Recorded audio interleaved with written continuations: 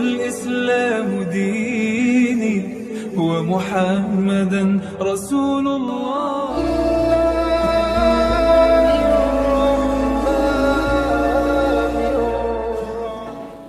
Kewajiban mencari ilmu dan kewajiban sholat berjamaah, dan kita mengharap alhamdulillah semoga aktivitas kita di kemudian hari diberi kemudahan oleh Allah Subhanahu wa taala, dan kita mengharap semoga ibadah kita selama ini juga diterima oleh Allah sekaligus menjadi penyebab kita dikumpulkan oleh Allah di surganya Allah Subhanahu wa taala. Salawat dan salam semoga selalu tercurah untuk junjungan kita Nabi Muhammad sallallahu alaihi wasallam, manusia yang kita jadikan rujukan, kita jadikan panutan, kita jadikan tauladan di dalam kehidupan kita. Dan kita berharap semoga dengan ungkapan salam sejahtera ini menjadi penyebab kita diakui oleh Rasulullah sebagai umatnya, sekaligus kita mengharap di akhirat kelak kita mendapat syafaat dari Rasulullah sallallahu alaihi wasallam. Sebagaimana biasa, setiap Sabtu pada sholat subuh kita mengadakan taklim, yaitu kajian tentang perjalanan kehidupan Nabi Muhammad SAW, sirah nabawiyah. Untuk pagi hari ini kita sampai kepada Amul Husni, atau kita sebut dengan tahun kesedihan, tahun duka cita. Kenapa tahun ini disebut dengan tahun duka cita? Karena pada tahun inilah dua manusia yang selama ini selalu melindungi orang Islam, melindungi dakwah Nabi, menjaga Islam, beliau ini kemudian dipanggil oleh Allah Subhanahu wa taala. Pada tahun ke-10 kenabian. Yang pertama yang dipilih yang meninggalkan beliau ini adalah Abu Thalib. Abu Thalib ini adalah pamannya Nabi. Beliau ini anak dari Abdul Muthalib. Jadi Abu Thalib bin Abdul Muthalib bin Hashim. Beliau ini adalah dari Bani Hashim, pamannya Nabi. Kalau di silsilah penulisan nama, biasanya beliau ini ditulis nomor ketiga dari anaknya Abdul Muthalib. Berarti kalau akan di urut-urutkan, beliau ini pakdinya Rasulullah SAW. Yang terkenal pamannya Rasulullah itu yang pertama Abu Thalib, yang kedua Abu Lahab, yang ketiga Abbas. Itu paman-pamanan. Baik yang Muslim seperti Abbas, baik yang menentang dakwah Nabi Abu Lahab, atau yang selalu melindungi Nabi tapi tidak masuk Islam, yaitu Abu Thalib. Abu Thalib ini adalah orang yang punya jasa besar di dalam menjaga dan melindungi dakwah Islam. Mungkin kalau dibandingkan dengan kita tidak ada apa-apanya dibandingkan dengan Abu Thalib. Beliau inilah yang menjaga Nabi, merawat Nabi, menjaga dan melindungi Nabi dari godaan orang-orang Quraisy pada saat itu. Baik yang ingin mencelakakan Nabi maupun yang ingin mengganggu. Tapi dengan keberadaan beliau, yaitu Abu Thalib ini, dakwah Islam dan Nabi Muhammad itu terlindungi. Jadi beliau ini cukup luar biasa di dalam melindungi Nabi. Kemudian sampai tingkat juga berkorban untuk bukan hanya harta bendanya, nama besarnya pun dikorbankan untuk melindungi Nabi dan dakwah Nabi serta orang-orang Islam. Maka jasa beliau ini sangat tinggi sekali di dalam pengorbanannya di dalam perjuangan dakwah Islam. Ini yang harus kita perhatikan ya, Abu Thalib ini luar biasa. Tetapi beliau ini ketika sedang sakitnya dalam peristiwa kemarin, peristiwa pemboikotan itu, beliau ini sering sakit-sakitan. Usia beliau pada saat itu 80 tahun. Jadi sudah cukup ini ya, sudah cukup usia. Ya, jadi mulai merawat Nabi itu semenjak Nabi usia 8 tahun. Puluhan tahun sebenarnya. Beliau ini yakin Islam ini agama yang benar. Keponakannya itu pasti benar. dan keponakannya itu tidak pernah berdusta selama berkumpul dengan beliau. Ya, jadi membenarkan hati, membenarkan harapan. Ya. Ketika beliau sedang sakit yang menyebabkan beliau ini wafat, kemudian didatangi oleh Nabi Sallallahu Alaihi Wasallam. Ketika Nabi sedang mendatangi pamannya itu, di samping pamannya itu juga sudah berkumpul tokoh-tokoh Quraisy. Ya, Nabi mencoba untuk mentalkin pamannya. Ya pamanku, ucapkanlah la ilaha illallah. Dengan ucapan ini akan aku jadikan hujah kelak di hadapan Allah Subhanahu wa taala. Ditalkin Nabi terus dengan kalimat la ilaha illallah, la ilaha illallah, la ilaha illallah. Tapi orang-orang kafir yang ada di sekitar Abu Thalib ini, ada adiknya, ada Abu Jahal, adiknya Maksudnya Abu Lahab, ada adiknya Abu Jahal. Itu selalu mengatakan ketika Nabi selesai mentalkin, orang kafir ini mengatakan, ya Abu Thalib, apakah kamu meninggalkan agama Abdul Muthalib, agama bapakmu?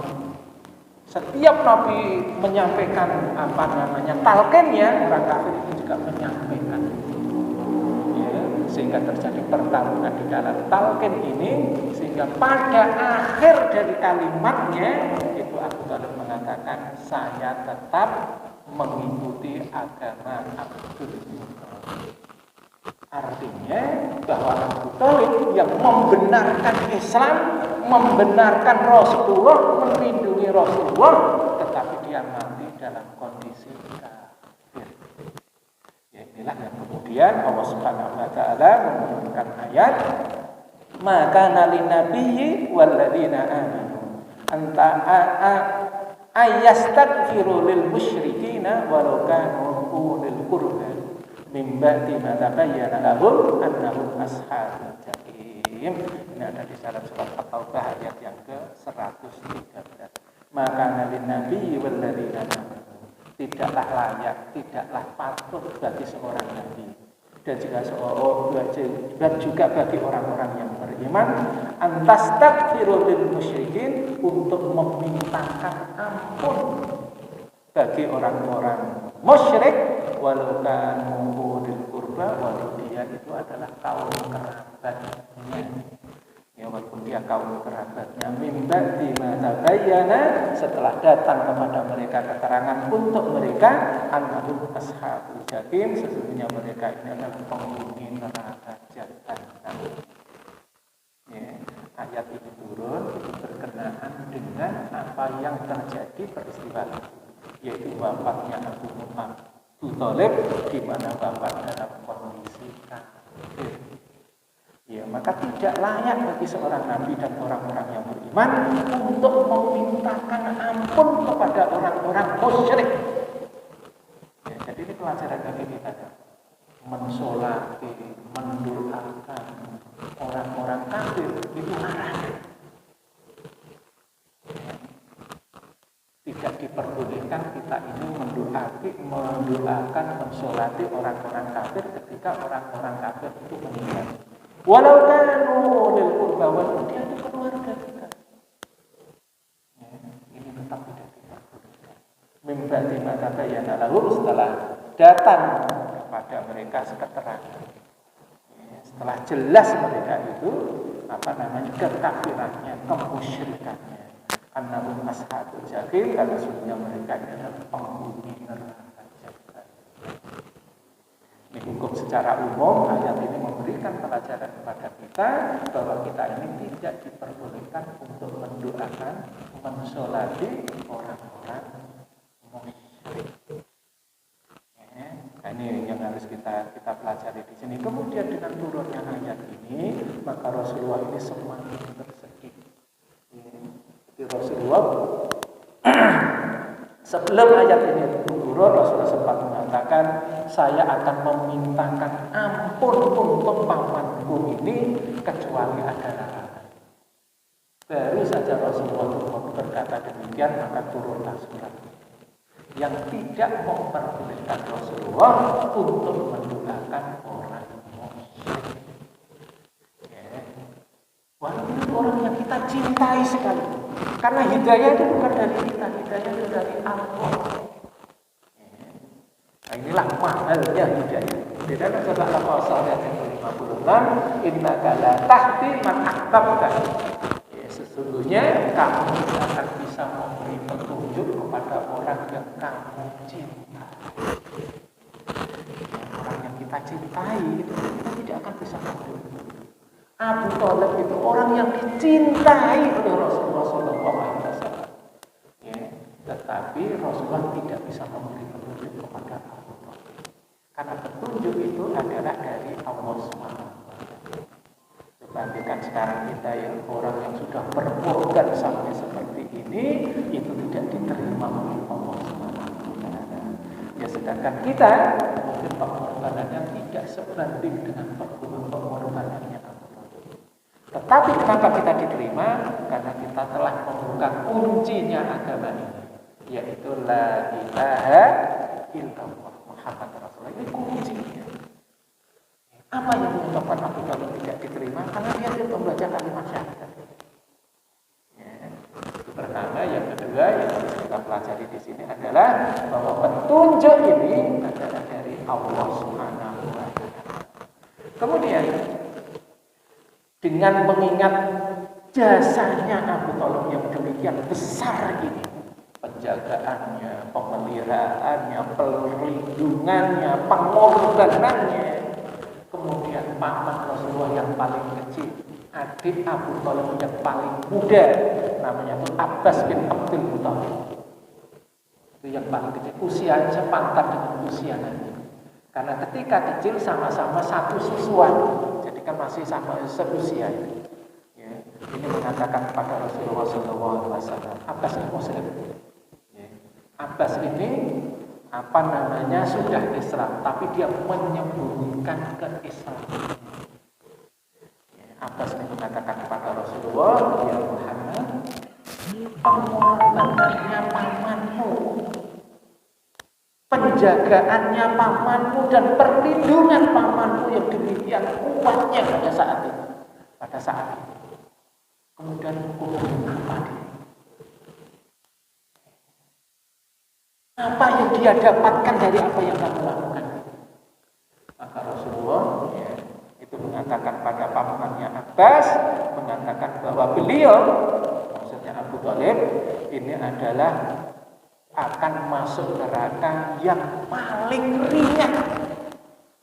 Akan masuk neraka, tetapi yang paling ringan.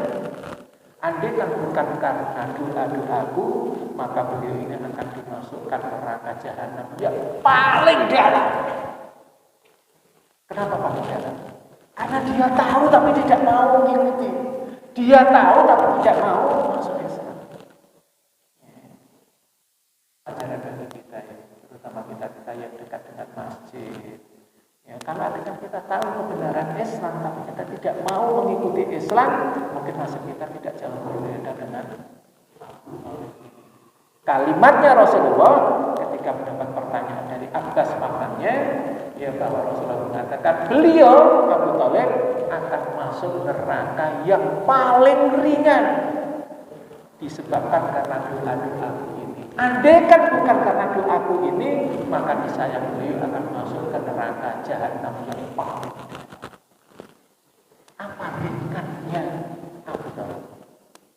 Ya, jadi Abu Thalib itu adalah penghuni neraka yang paling ringan nerakanya.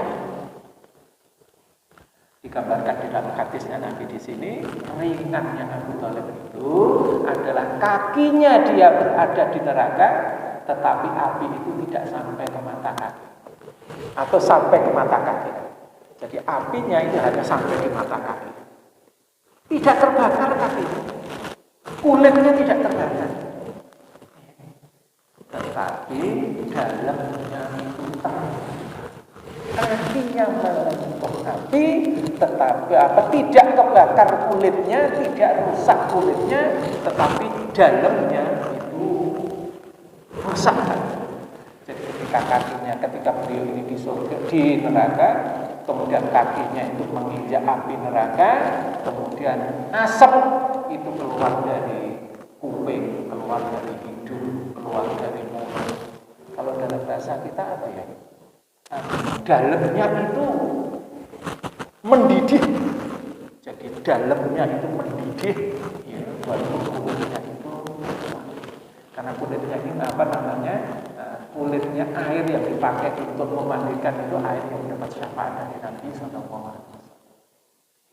Ringan-ringannya penghuni neraka itu adalah Abu Thalib, yaitu kakinya nempel di neraka, tidak kebakar, tetapi dalamnya itu kebakar sampai mengeluarkan asap dari hidung, dari telinga, dari hidung, dari mulut. Itu ringan-ringannya penghuni neraka. Terus kamu berat-beratnya penghuni neraka itu kayak apa namanya? Kuncinya adalah karena beliau ini tahu tentang kebenaran Islam, tapi dia tidak mau memeluk agama. Jadi saya biasanya banyak kita ambil pelajaran dari beliau ini sangat luar biasa. Ya, oleh karena itu, ketika kita mempelajari kondisi ini, kita mencoba untuk menerapkan di dalam diri kita. Sudah sejauh mana pengorbanan kita untuk dakwah Islam ini? Sudah sejauh mana kontribusi kita untuk dakwah Islam ini? Ya, kalau memang masih sedikit, nggak perlu memperbanyak pengorbanan kita untuk dakwah Islam ini. Ini yang pertama. Yang kedua, kenapa tahun itu disebut juga dengan tahun Amul Husni, ya, tahun duka cita? Ini karena pada tahun itu juga ada yang mengatakan antara 2 bulan wafatnya Abu Thalib itu bulan Rajab, kemudian bulan Ramadan itu istri tercinta dari Nabi Muhammad SAW, yaitu Khadijah binti Khuwailid itu wafat.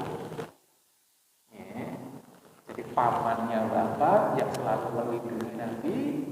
Tidak lama setelah itu ada yang mengatakan antara 2 bulanan, ada yang mengatakan cuma 3 hari karena sama-sama di bulan Ramadan. Ya, maka istri Nabi ini pun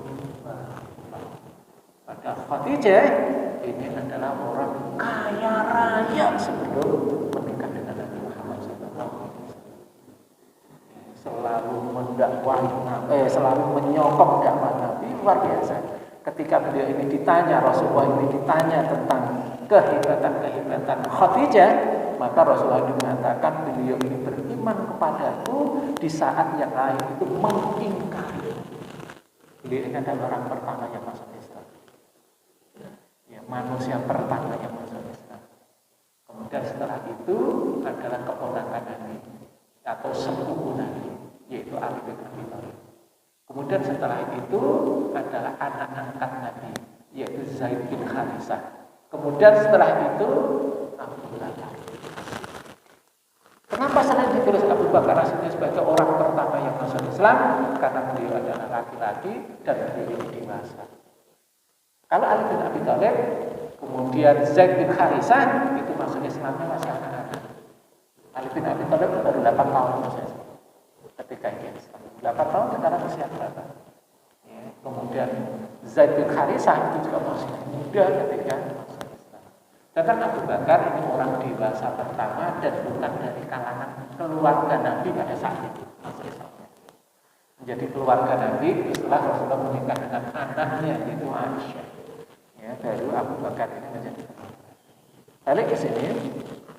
Yang pertama yang jasa beliau kata Rasulullah SAW adalah beliau ini beriman kepadaku ketika yang lain itu mengingkari.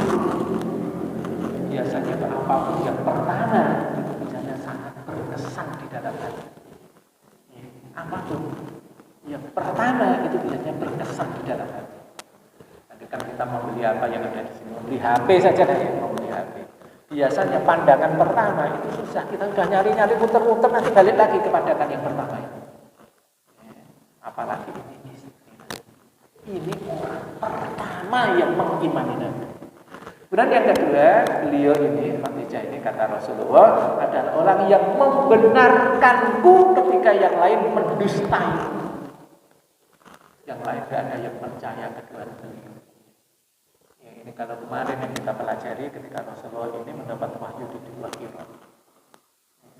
Maka kata beliau yang sangat menenangkan hati Nabi adalah tidak akan mungkin Allah itu menzalimi orang sebagus kamu. Ini yang kedua. Kemudian yang ketiga, Khadijah ini memberikan kepadaku hartanya tatkala yang lain itu tidak mau memberikannya kepada pengorbanannya luar. Ketika Rasulullah menghadapi kesedihan-kesedihan di dalam dakwahnya ini, maka sang istri itu menghibur. Ya wahai suamiku, apa yang menyebabkan engkau bersedih? Maka Rasulullah mengatakan, saya kasihan kepadamu karena ketika engkau melakukan masuk Islam seperti ini, maka habislah kekayaanmu. Maka Siti Khadijah, wahai suamiku, andaikan kamu berdakwah melewati sebuah sungai dan kamu tidak mendapatkan jembatan untuk menyeberangi sungai itu, maka aku siap menjadi jembatan untuk menyeberangi sungai. Ya, luar biasa pengorbanannya Khadijah ini. Dan kemudian yang keempat, bahwa Allah mengaruniakan kepadaku darinya anak-anak. Jadi Rasulullah itu mendapatkan anak-anak itu dari Siti Khadijah ini. Anaknya Rasulullah itu berapa? Anaknya Rasulullah itu 7. Dari Siti Khadijah itu 6. Qawam, Abdullah, Zainab, Ruqayyah, Ummu Kulsum, Fatimah, dan Ibrahim. 6 itu dari Khadijah, 1 dari istri yang berikutnya, yaitu Maria Al-Qibtiyah. Dari Maria Al-Qibtiyah ini Rasulullah mendapatkan 1 anak yang bernama Ibrahim. Cuma belum genap 1 tahun, ada yang mengatakan belum genap 2 tahun, Ibrahim ini wafat. Semua anaknya Rasulullah yang laki-laki adalah wafat ketika masih kecil, kecuali anak-anak perempuannya. Dan semua anak perempuannya ini wafat ketika Rasulullah masih hidup, kecuali Fatimah Az-Zahra. Fatimah itu anak dari Khadijah binti Khuwailid. Jadi Ruqayyah, Zainab, Ruqayyah, Ummu Kulsum, Fatimah ini yang sampai dewasa, ya, itu anak-anak dari Khadijah. Jadi ketika istri-istri yang lain tidak diberikan anak, tidak diberikan keturunan, maka beliau ini diberi keturunan karena anugerah dari Allah. Ini Khadijah. Kemudian Khadijah ini adalah salah satu dari 4 perempuan terbaik yang pernah diciptakan oleh Allah SWT. Siapa 4 perempuan itu? Apakah istri kita termasuk? Atau ibu kita termasuk? Ya, 4 perempuan itu, 1 adalah Asiyah, istrinya Fir'aun. Suaminya itu Fir'aun, tapi istrinya masuk surga. Fir'aun itu kan bukan hanya tidak percaya kepada Allah, dia sendiri mengangkat dirinya sebagai Tuhan. Itu kan sudah di luar komunis. Kalau komunis itu kan tidak percaya kepada Allah. Ya, paham yang mencoba supaya manusia ini tidak percaya kepada Allah, itu namanya komunis. Kalau ini di atas itu, bukan hanya tidak percaya kepada Allah, tapi dia mengaku dirinya itu sebagai Tuhan. Itu punya istri, namanya Asiyah. Asiyah ini itu masuk surga. Anak angkatnya itu menjadi Nabi Musa. Pembantunya itu menjadi ahli neraka masih tentang seorang perempuan yang pintar tidak akan mungkin menggantikan kita punya anak, punya mantu, punya suami, punya istri, bajingan aja kita belum tentu jadi orang baik. Ini Asia. Itu yang pertama. Yang kedua adalah Maryam binti Imran, ibunda Isa alaihissalam. Kemudian yang ketiga ini adalah Khadijah binti Khuwailid, istri Nabi. Dan yang keempat adalah Fatimah Az-Zahra, putri Nabi. Kadang orang mengatakan Aisyah nggak masuk. Ya, kalau dalam 4 ini Aisyah nggak masuk. Ya, ketika sang penulis itu membuat tulisan sesuai dengan yang saya dengar dan saya baca, kenapa Aisyah tidak masuk? Karena Aisyah masih punya cemburu. Cemburu yang tidak pas maksudnya. Kalau cemburu karena kebalikan mungkin. Nanti dikeluarkan keluarga Nabi nanti saya kisahkan tersendiri bagaimana cemburunya Siti Aisyah, tapi di lain waktu. Saya balik lagi ke sini tentang Khadijah ini. Beliau pada saat itu usianya 65 tahun.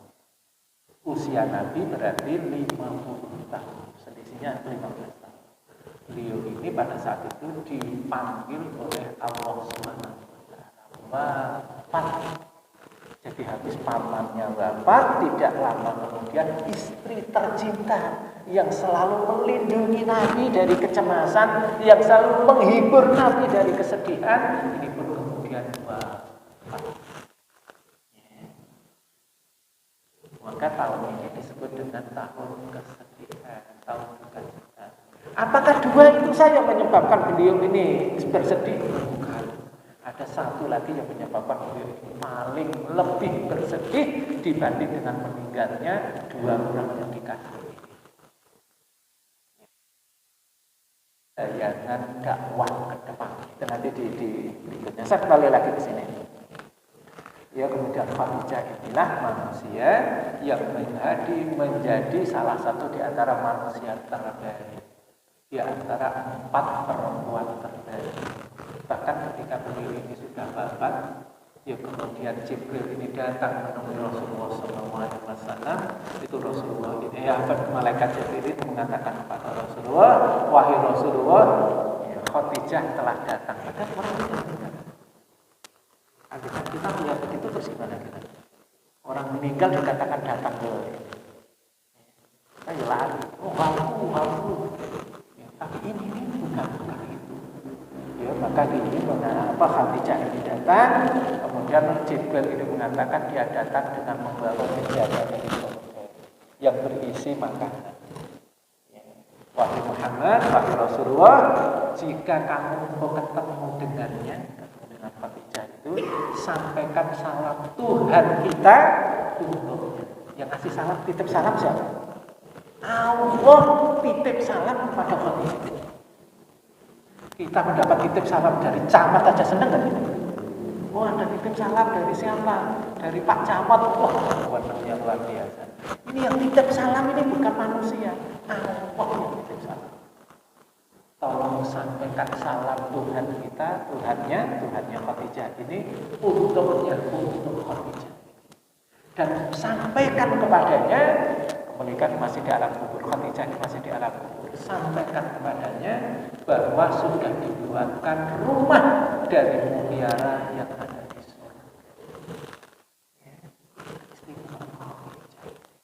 Maka kalau nanti kita sampai ke rumah tangga Nabi, ada satu istri yang tidak pernah ditinggalkan jasanya setiap Rasulullah melakukan kebaikan, yaitu jasanya Khadijah.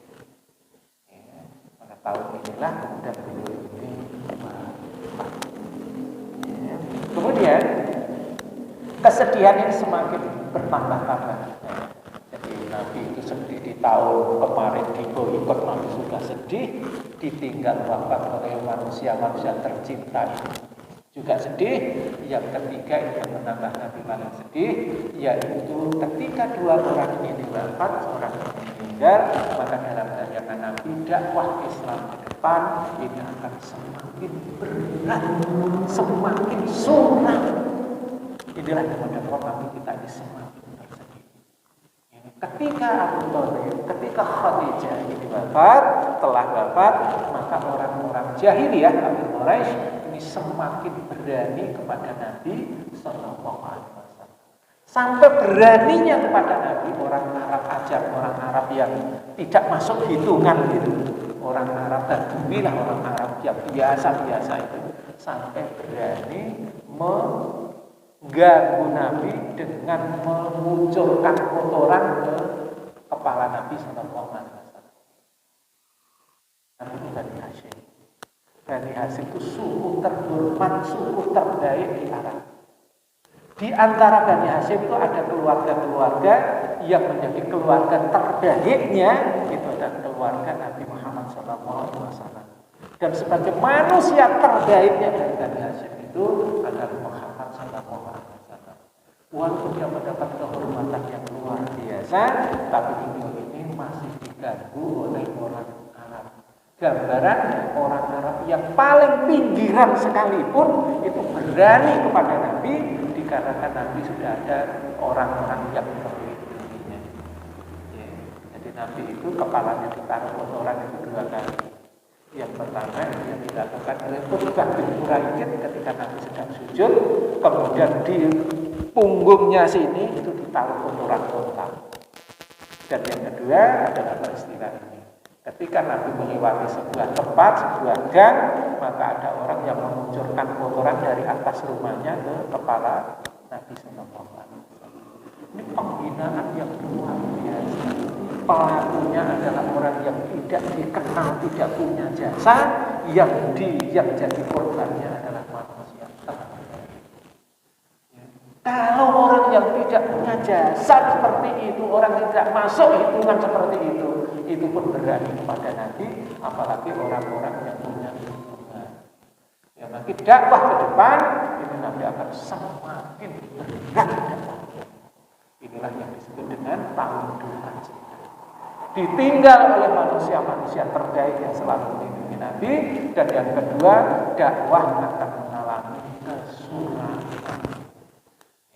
Insya Allah kedepannya nanti yang berlanjut ya, kedua jilid keduanya lah ya, jadi Hamul Hasanah jilid yang kedua ya, moga-moga bisa memberi manfaat kepada kita semua, terutama sekali kesiapan kita di dalam mengarungi dakwah.